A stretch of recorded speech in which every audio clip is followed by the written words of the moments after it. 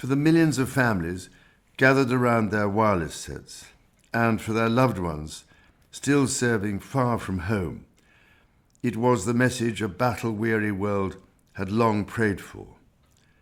"The war is over," declared my grandfather, King George VI, in his address to the nation and Commonwealth on VJ Day 80 years ago today.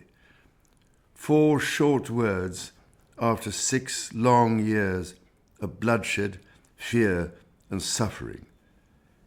Seldom can a simple message have resonated with such a potent mix of relief, celebration, and sorrow for those who never lived to see the glow of freedom's new dawn.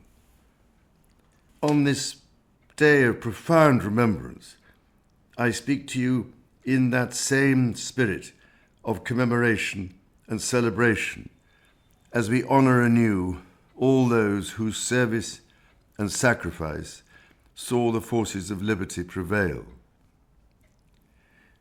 While that final victory in the Pacific was achieved under the strategic command of our steadfast American allies, the war in Southeast Asia had reached its climax under the leadership of my great-uncle, Lord Mountbatten, from whom I learned so much about the particular horrors and heroism witnessed in those furthest fields of combat.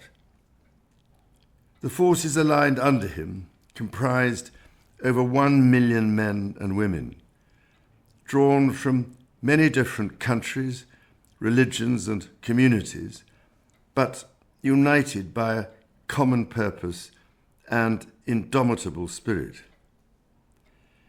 29 Victoria Crosses bear eloquent testimony to their valour, but I know full well of the toll it took on so many, measured not only in gravestones, but in the mental and physical scars of those who survived. Despite the unyielding support of their devoted battlefield commander, General William Slim, the forces on the ground sometimes considered themselves the forgotten army.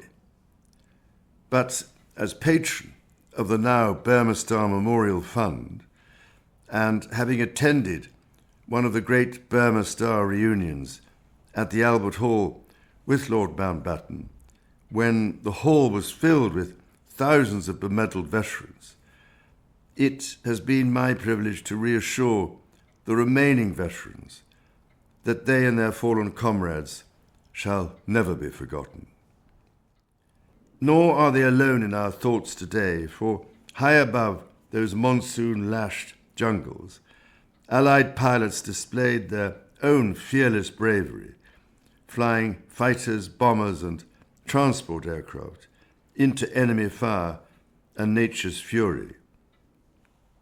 We recall, too, the prisoners of war who endured years of brutal captivity, the starvation, disease, and cruelty that tested the very limits of human endurance. Innocent civilian populations of occupied territories faced grievous hardships too. Their experience reminds us that war's true cost extends beyond battlefields, touching every aspect of life, a tragedy all too vividly demonstrated by conflicts around the world today.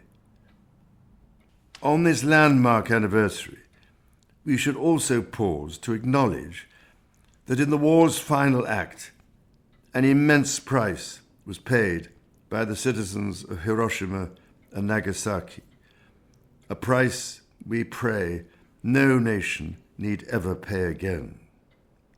But in recalling so much suffering, we must not lose sight of how great was the cause and how sweet the victory. For those heroes of VJ Day gave us more than freedom.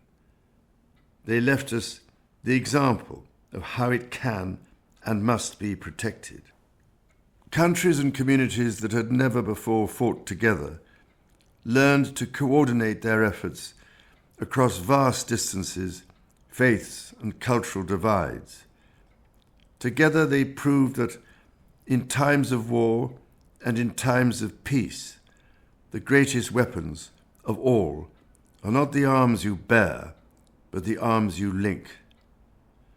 That remains a vital lesson for our times. So, to the families of all those who served, and to that sadly dwindling band of veterans among us still, please know that the courage and camaraderie displayed in humanity's darkest hour is a flame that shall blaze for eternity, a beacon that honours our past and guides our future.